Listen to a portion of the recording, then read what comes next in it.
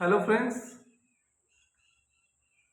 मैं मेरे अंदर कुछ सवाल हैं आपके लिए।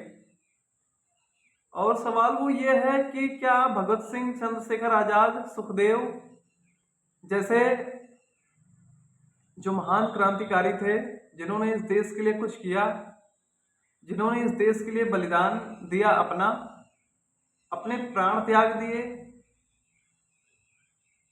और आज भी इस देश से उसकी खुशबू आती है। जो उन्होंने किया उसकी खुशबू आज भी इस देश में कायम है, आती है। और मैं ये पूछना चाहता हूँ, क्या आप इनको जानते हैं? क्या आप इनका उद्देश्य जानते थे? क्या लगता है अगर आज के समय में वो होते तो क्या सोचते?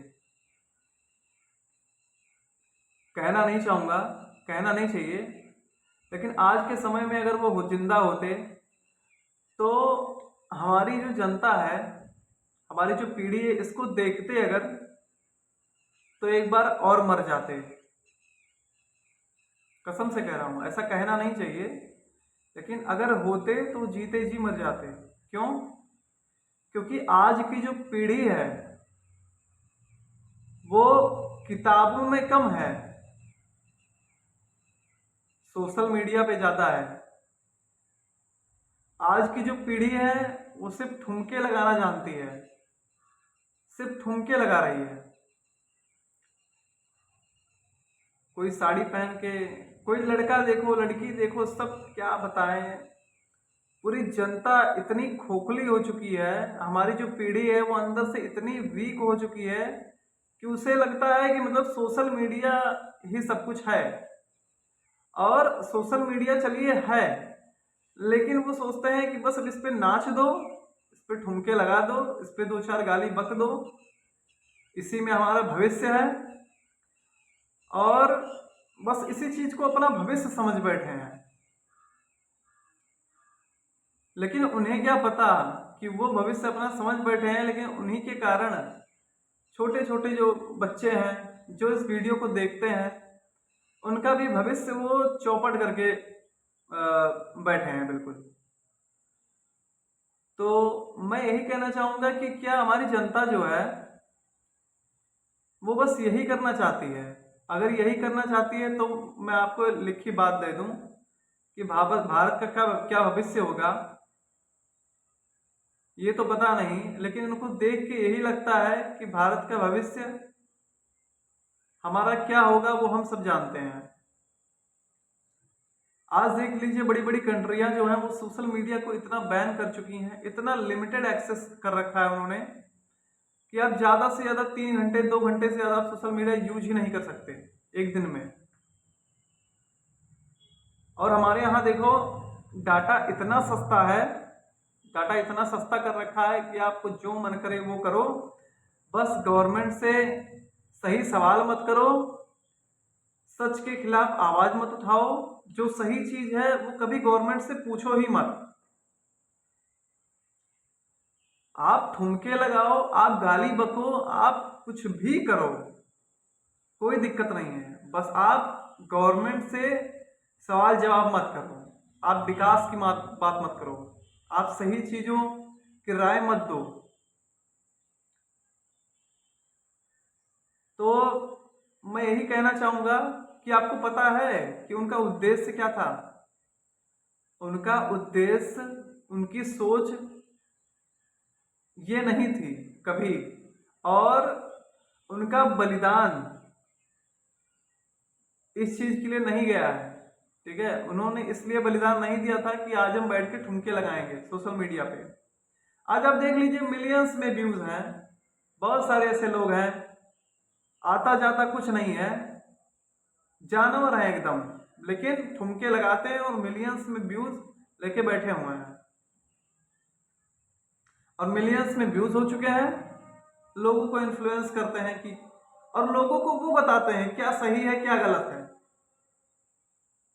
भाई बड़े बड़े स्पॉन्सरशिप मिल रहे हैं उनको, आज वो ज्ञान झाड़ रहे हैं कि क्या सही है क्या गलत है। अब आप बताइए। ना जिनके पास कोई डिग्री है ना कुछ है, और वो सोशल मीडिया के बिल्कुल एकदम हकदार बन बैठे हैं कि हम ही हैं, हम जो कहते हैं वही सही है। जनता भी बेवकूफ़ है भाई। अगर जनता बेवकूफ़ ना होती तो इनके मिलियंस में फॉलोवर कैसे होते।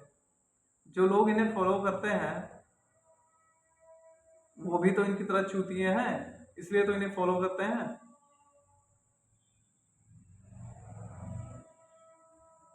तो मैं यही कहना चाहूँगा।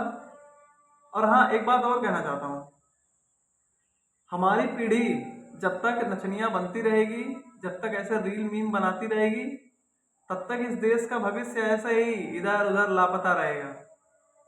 मैं आपको कहता हूँ, आप पॉलिटिक्स में क्यों नहीं आते भाई।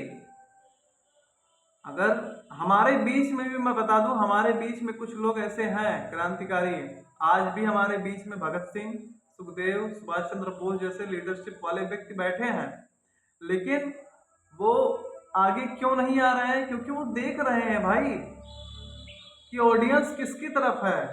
ऑडियंस को चाहिए सिर्फ ठुमके, लप्पू झप्पू लोग चाहिए। ऑडियंस ऑडियंस कभी ऐसे लोगों को पसंद ही नहीं करती। तो इसलिए वो भी भाई कोई जान देने थोड़ी आएगा। जब तक कोई सपोर्ट में नहीं होगा तब तक कोई आगे नहीं आएगा। और मैं आपको कहता हूँ युवाओं कि पॉलिटिक्स में उतरो। आप जितना सरकारी एग्जाम में देते हो, आप पूरा फोकस 6-6 साल लगा देते हो, पूरी जवानी बिता देते हो, मैं आपसे कहता हूँ आप पॉलिटिक्स में उतरिए। पॉलिटिक्स में उतरिए और इस देश का कल्याण तभी होगा जब युवा इसके अंदर पॉलिटिक्स में आएगा, क्योंकि युवा ही देश को राह दे सकता है, दिशा मार्गदर्शन कर सकता है। युवा, जब तक युवा नहीं आएगा, नए सोच के बच्चे इस चीज के अंदर नहीं आएंगे, तब तक इस देश का उद्धार नहीं होगा।